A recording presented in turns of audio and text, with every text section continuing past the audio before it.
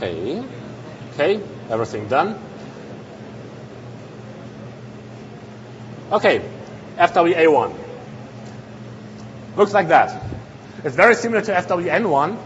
We get sent a random number R1, and we get sent the same signature again.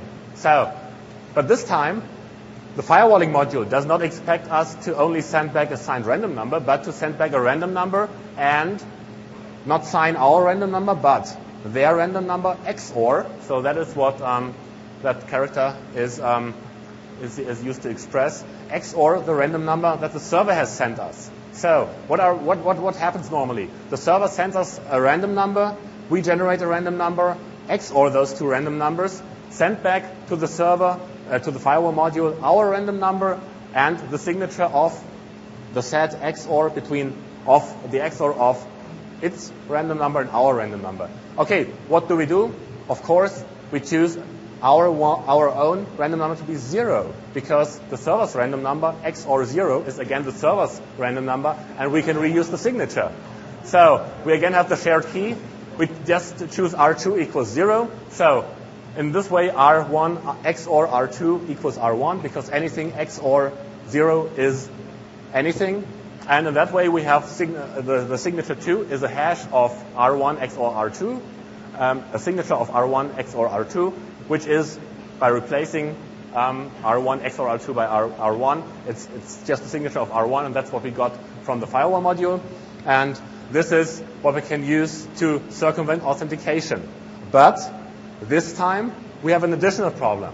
I've been lying to you. It's not only being used for authentication, the hash, but only the lower half of the hash, the lower 64-bit, are being used for authentication.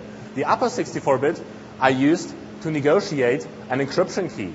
So if the authentication is successful, from there on, the whole thing will be encrypted. So that's why you see down there, to be solved encryption. We don't know how to do that. At the moment, we are able to circumvent the authentication, but we are not able to break the encryption.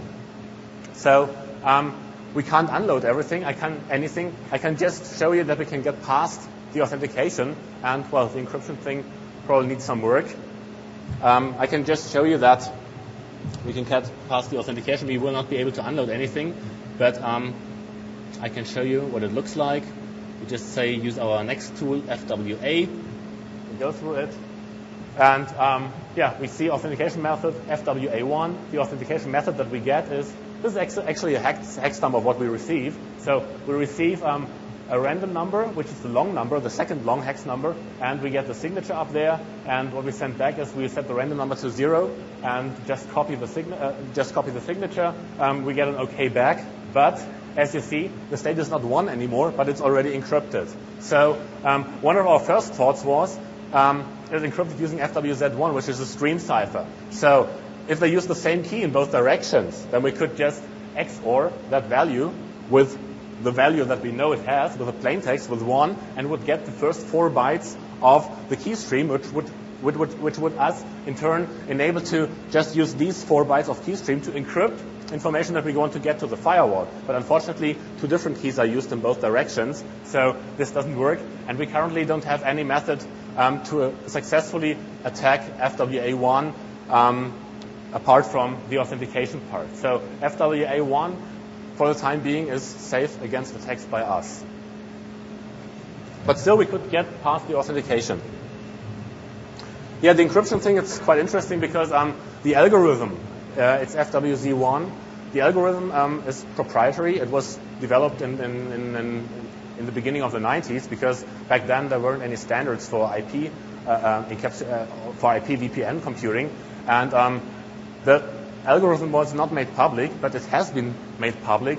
During last week, it was posted to Cycrypt, to the newsgroup Cycrypt, and since then, I expect people will be picking it apart, and time will show whether it's still state of the art, the FWZ1 encryption algorithm. But up to now, no weaknesses are known, and it seems that FWA1 is currently immune against those attacks. Well, another attack might be possible. We are investigating this because what we are getting is a random number and a signature of that random number.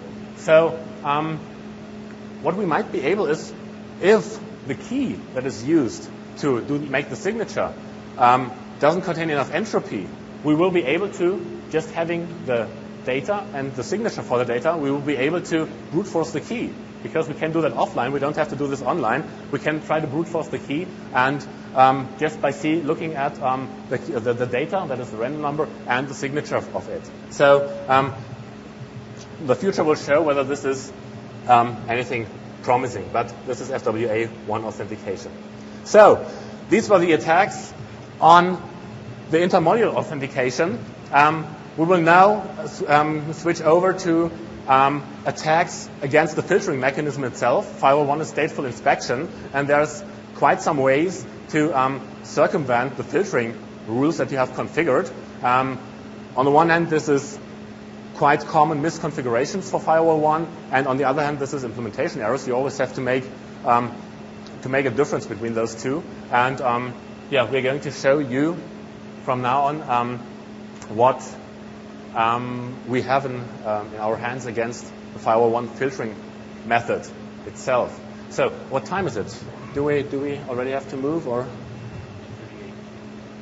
Okay, so we only have time till 2:40. So I think we will have to move now to another room. That's why we have brought our own table. We'll just disconnect everything from the stage here and then carry it over to the deep knowledge track.